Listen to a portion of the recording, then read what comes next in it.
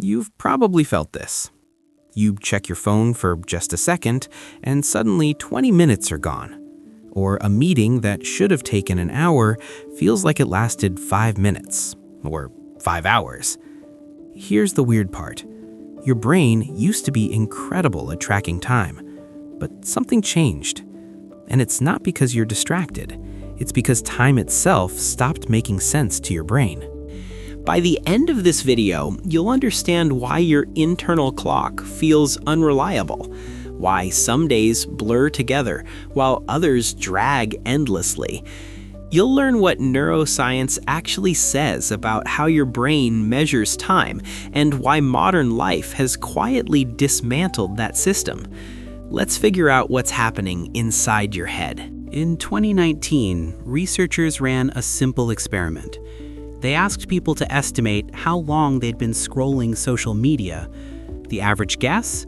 8 minutes. The actual time? 43.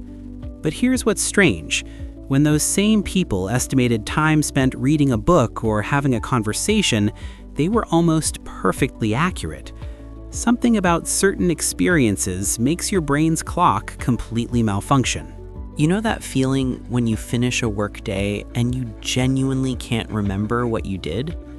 You were busy the whole time, but it's fog. Or when you look at your screen time report and think, there's no way that's right. It's not just that time flew, it's that time didn't register. There's no memory trail.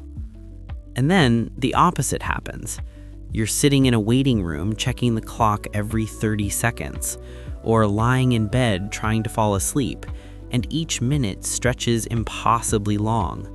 Your brain can't seem to agree on what a minute actually is anymore. It's not about being busy versus bored. It's deeper. It's this creeping sense that you can't trust your own experience of time, like you've lost an internal compass you used to have. And the worst part? You can't remember when it started going wrong. Here's what's actually happening. Your brain doesn't have a clock. It has something stranger.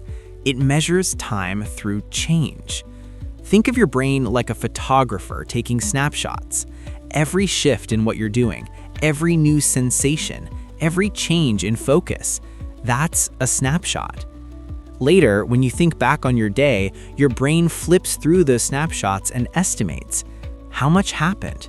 That must have been about 3 hours. More snapshots equals more time perceived.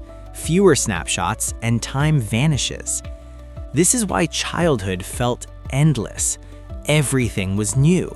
Every day was packed with first experiences, unfamiliar sensations, novel moments. Your brain was taking thousands of snapshots, so when you look back, it feels like forever. Here's the key. Your brain only takes a snapshot when something changes. Repetition doesn't create new photos. Sameness doesn't register. If your brain is doing the same thing over and over, it stops recording.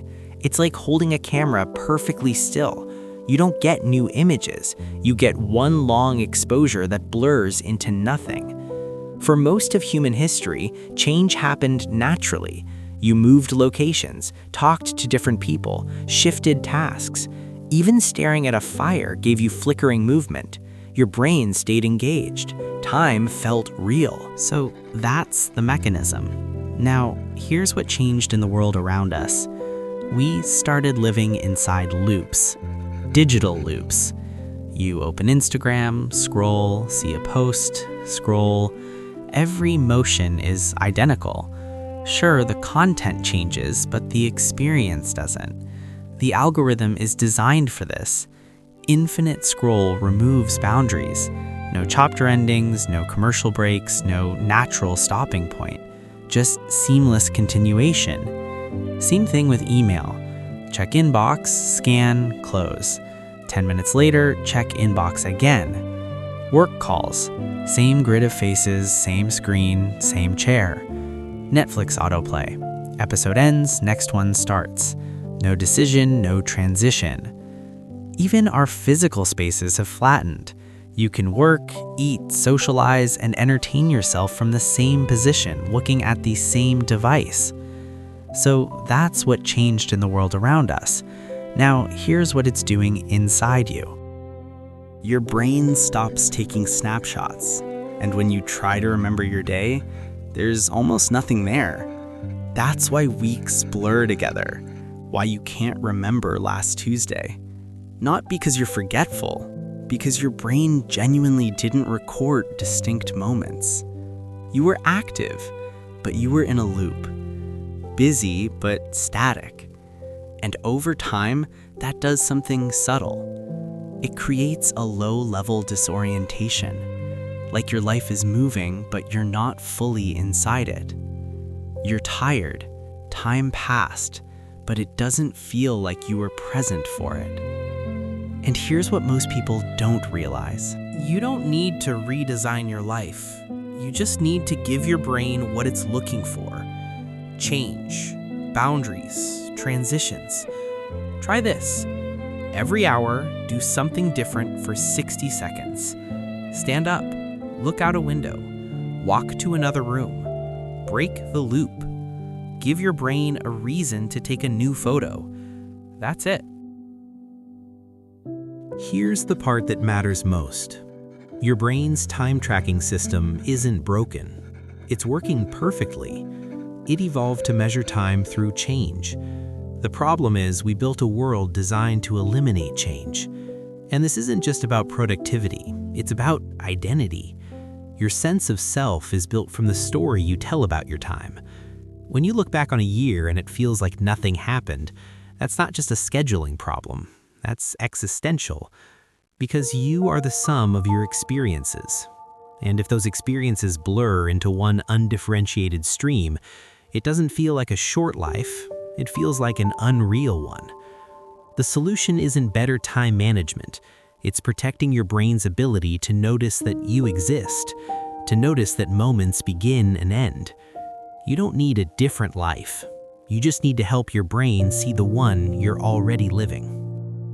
So next time you look up from your screen and feel that strange disorientation we talked about at the start, you'll know what's happening. It's not that you're absent-minded. It's not that you lack discipline. It's your brain doing exactly what it was designed to do. You just weren't designed for a world without boundaries. Now you know how to create them. If you enjoy understanding why your brain behaves the way it does, you're in the right place. Stay curious. See you next time. Welcome to Science Simplify.